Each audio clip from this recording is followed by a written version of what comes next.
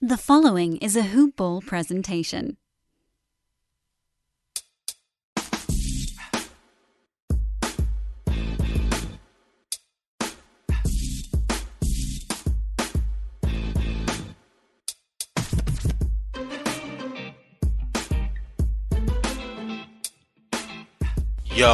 Yo, hey, hi, hello, and welcome to another edition of NBA Today, that hoop ball presentation. I'm your boy Corbin Ford. You can follow me at Corbin NBA, CORBANNBA. Today is Tuesday, April the 14th. Hours are turning to days are turning to weeks, and weeks are turning into months here during this quarantine social distancing time. Hope everyone is washing their hands and maintaining that social distancing. We do need to get through these times. This is a news update episode, so I will be running through some notes that I've taken over the last couple of days and share them with you here. Programming note: that 80s deep dive, the Corbin 1989 NBA season retro machine. Don't worry, it's not broken down. We are getting right back to it. We just had to push it aside because it is indeed a deep dive, and it's taking me more time to delve into some film and get some notes together than I thought it would. I mean, the cellar dwellers were just that, they were bad. Run down the roster, explain why. So now we're going to get to the middle of the pack, and then hopefully very soon the contenders, and we'll break that down. But I'm also really trying to get some more of this show on the road. I'm already starting to book some guests, so we'll get that covered. We have draft coverage to look forward to. We have just love of the game stuff, retro breakdowns, a lot of time to get some content out, and I continue to strive to do that. Basically, just living life but talking it, instead of just keeping these thoughts to myself. So that will be coming. Stay tuned. Appreciate y'all for, hanging in there, and whoever's listening out there, thank you sincerely. All right, so all that aside, before we really get started, I have to tell you, there's one thing that I want so badly right now, and it's almost comparable to how much I want hoops to return right now, and I really want that to happen so bad right now. But what I really want, what I really want, is to be able to tell you to go to mybookie.ag and use NBA as an example of where you can spend that 50% deposit match that you get if you use promo code TODAY. That's promo code TODAY as an NBA Today, the name of this show. Use that promo code to get that 50% deposit match. All right? Use it on NBA. NFL will be coming around soon. MLB at this point, I'm sure they'll all start, around the same time. The sooner we get past this, the better, just on that regard. But then I can use that as a modern example of something that you can directly apply to spend that hard-earned 50% deposit match. So make sure you do that. Keep an eye out for it. Good times are soon ahead. Again, mybookie.ag, 50% deposit match when you use promo code TODAY, TODAY. Promo code TODAY, all right? Thank you. Mybookie.ag, bet, win, get paid. All right, so I'm going to start here with some sad news. It just came out today, and it's hard to quantify just how hard this must be. I'm not even going to attempt to, put myself in those shoes of, whatever grieving and pain you must be going through for people who've lost family members due to the coronavirus. And in this case, there is one that directly relates to the NBA family, and that is Karl Anthony Towns, whose mother, Jacqueline Cruz, passed away due to complications from the coronavirus. I'm going to read the Towns family spokesperson's statement here, all right? Jackie was many things to many people: a wife, mother, daughter, grandmother, sister, aunt, and friend. The matriarch of the Towns family, she was an incredible source of strength, fiery, caring, and extremely loving person who touched everyone she met. Her passion was palpable, and her energy will never be replaced. End quote. And there's just a couple of weeks after Karl Anthony Towns had posted an emotional video on his Instagram page revealing that his mother was in a medically induced coma due to the coronavirus and had been placed on a ventilator. And over that 6-minute video, Towns said both his mother and father had started to experience symptoms of COVID-19. Towns' father had tested positive for the virus and was hospitalized, but he eventually began to feel better. Unfortunately, Jacqueline continued to struggle and eventually declined to her passing. This is deep, everyone. Thoughts and prayers out to the Towns family. His mother, Karl Anthony Towns' mother, had worked with the medical department at Rutgers University for over 20 years. He was extremely close to his mom. Losing any member of your family is painful. Losing a mother is horrific, and losing anyone due really at any time, but it seems even more so because of COVID-19. How quick and devastating it is horrible. So, keep your loved ones close.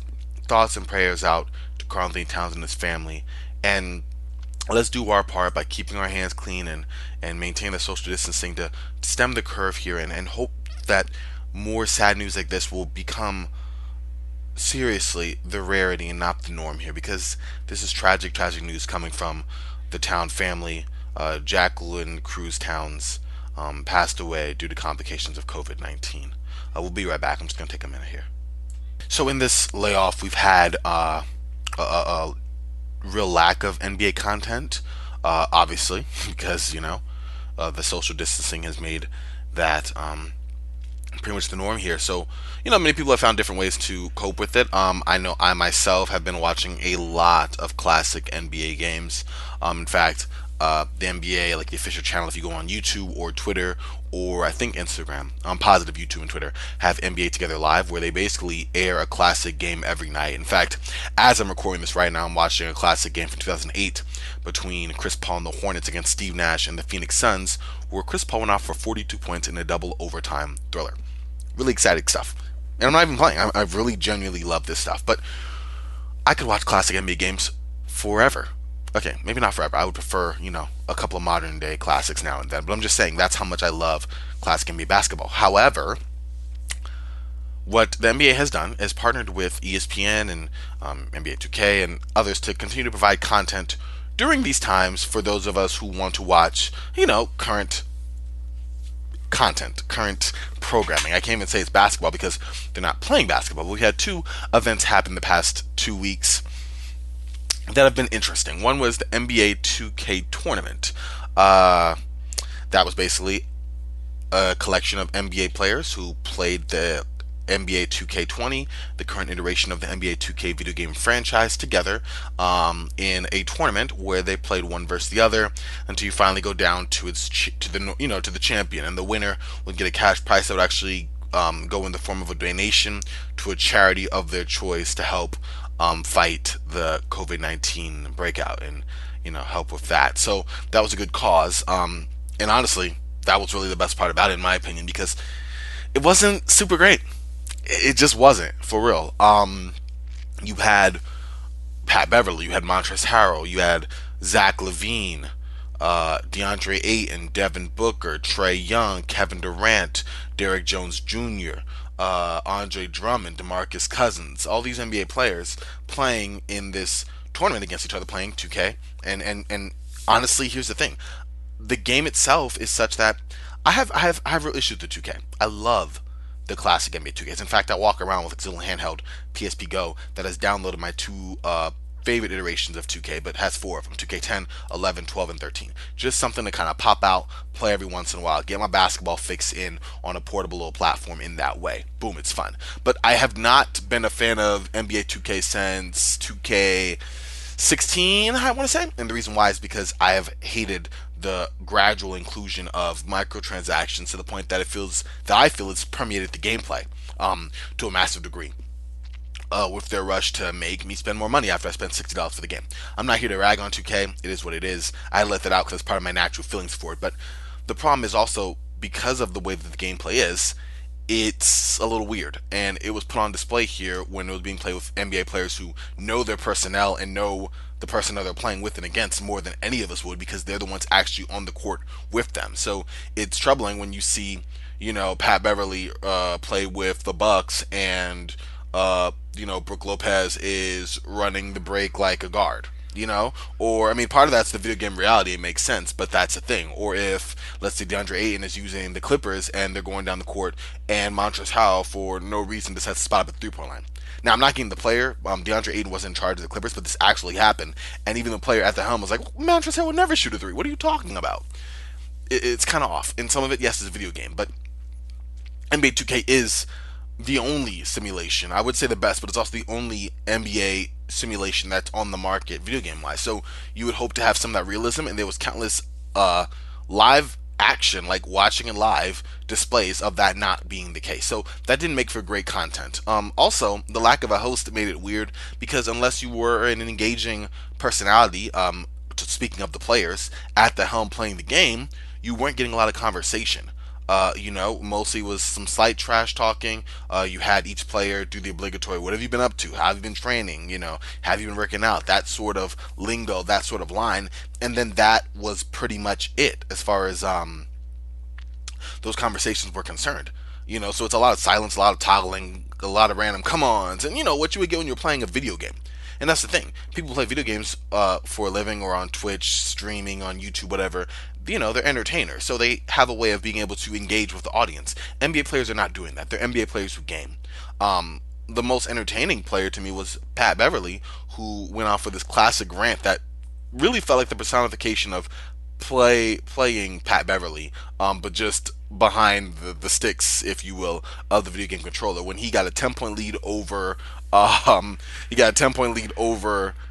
Hassan Whiteside and was just going off. It was really really fun to see him just kind of rant and rave. But that was the rarity. That was not the norm, and it really showed because you had games where, to be quite frank, when the gameplay sucks and there's not a lot of commentary or conversation, it's quite frankly boring.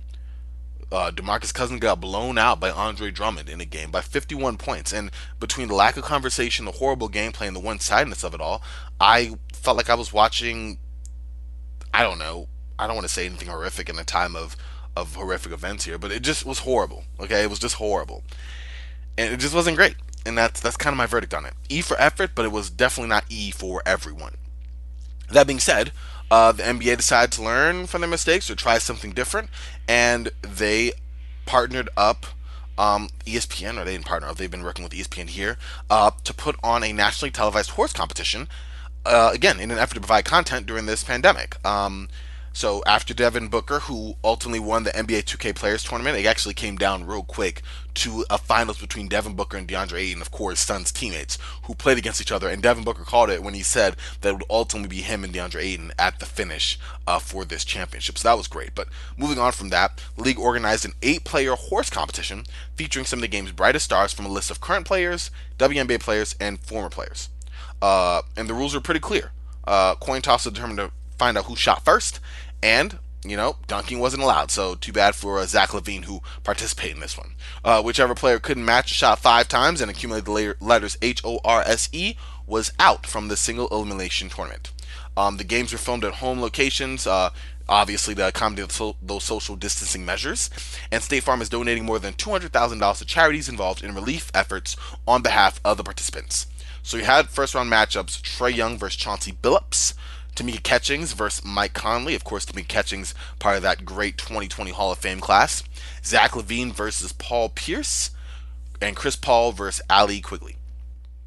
So it was funny. Trae Young actually did his best Warriors attempt. In terms of, he was tied for third in the league. It looked like he was going to cruise to victory against Chauncey. He gave Chauncey 3 letters out the gate with a combination of shots that included a left-handed free throw, a behind the backboard shot attempt. It was a mess.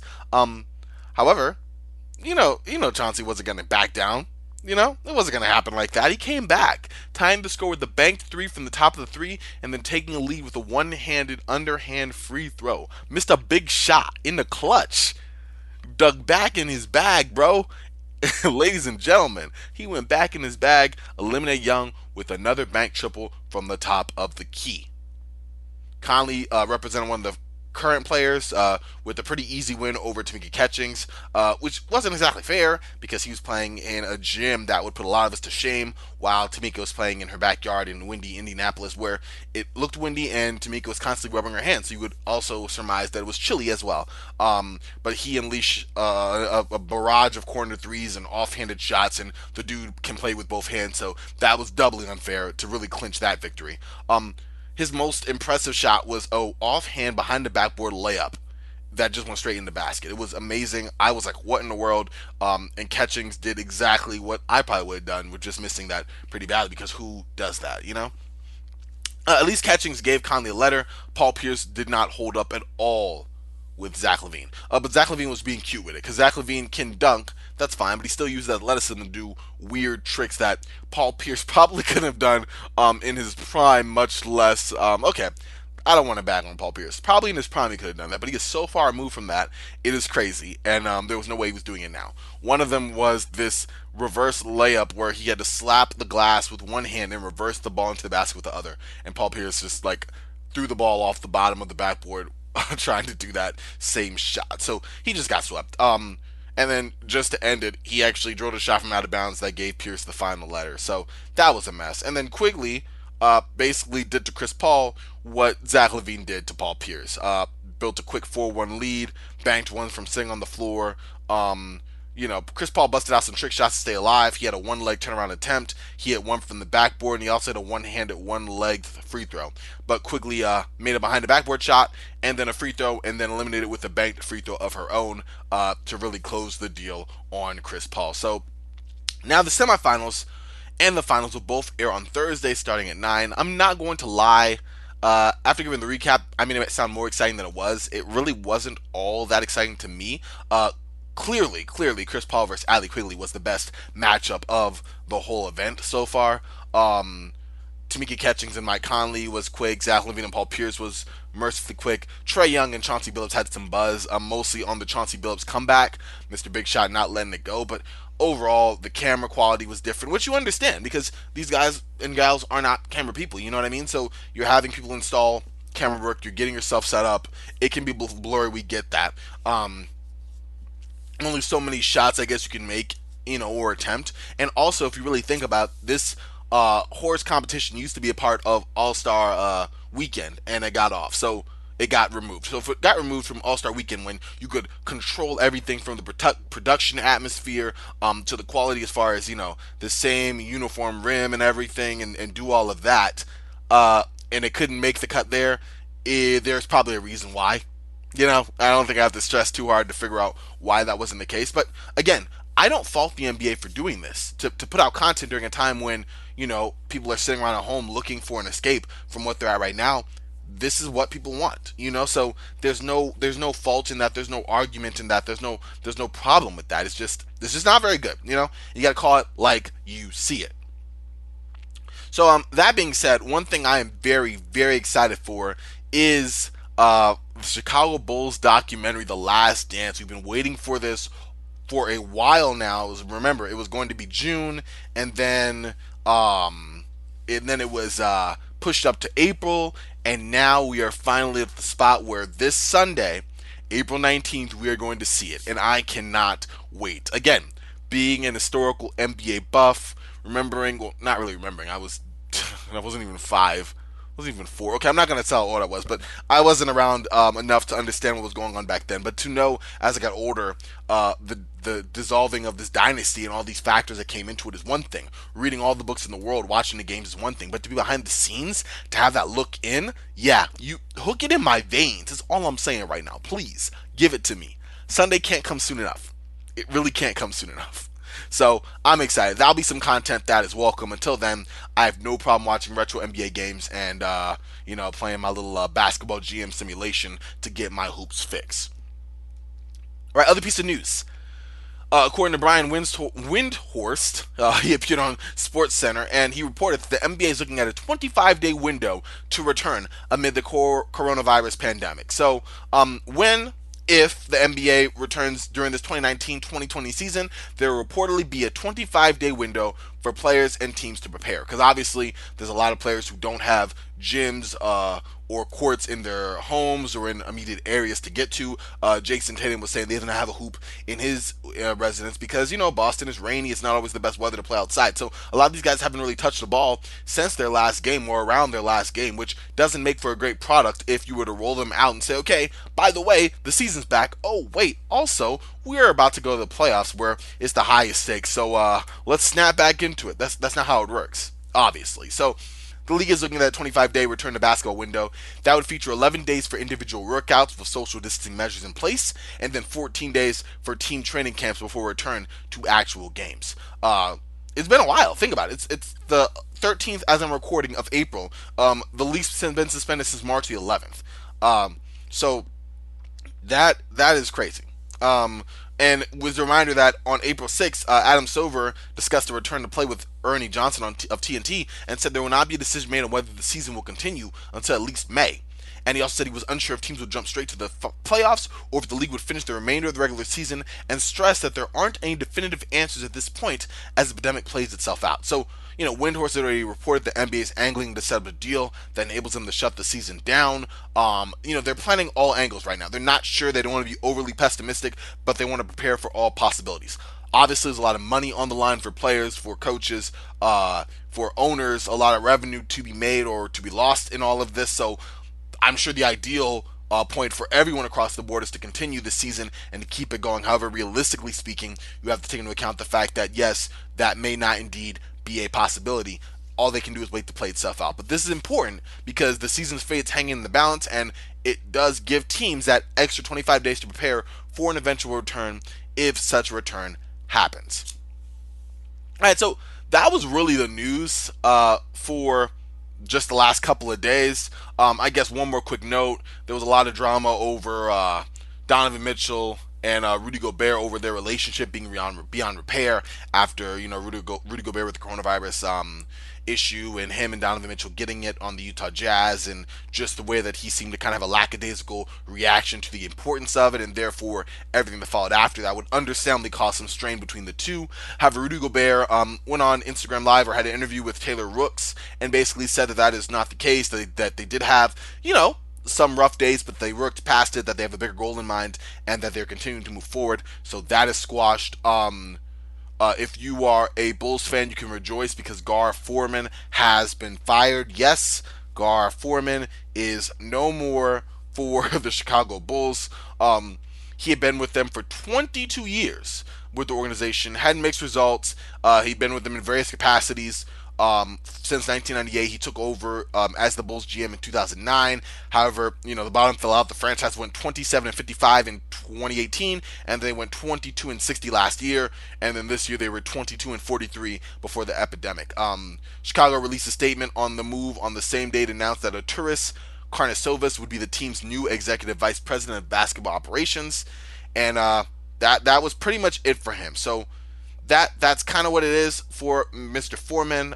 He definitely made some questionable decisions at the helm alongside John Paxson, who is now being moved to basically a paid retirement as a consultant. We have to remember Chicago did trade 2 first-round picks, which ended up being Yusef Nurkic and Gary Harris to the Denver Nuggets for Doug McDermott and Anthony Randolph during the 2014 draft. You could look at the way they kind of handled the Jimmy Butler trade. You could look at about a lot of mishaps up and down the line, which have led them to where they are. But if you are a Bulls fan, yes, Garpax is a wrap. It is over. Let the new regime begin. All right, so that'll do it here for NBA Today. For now, like I said, we're still working on content coming up, guests coming up. Corbin's replay machine is not broken. We will be bringing that back. I just wanted to get over here and get some time to update us on whatever news notes there were.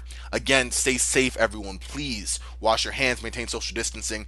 Get out if you can, as far as, just walking and talking to a family member. Not outside the house, obviously, but, getting out and making a phone call to a friend. This is time we can build relationships with people you probably haven't had time to do because of work and other responsibilities. There's a chance to read that book you haven't gotten to, listen to that album you haven't, made your way around to doing. Make a dish, and yes, you have to live with that dish that you make, but, cook something, gain a skill, watch more basketball, watch classic games, whatever you want to do here. There's a time for that personal development. That's the way I'm looking at it, to really better yourself while we have this time where it's really just us.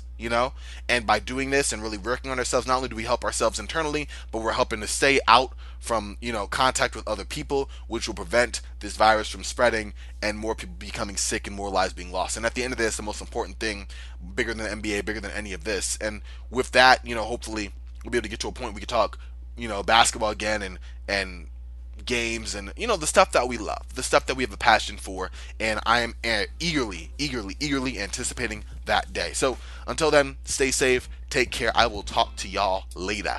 Alright, y'all.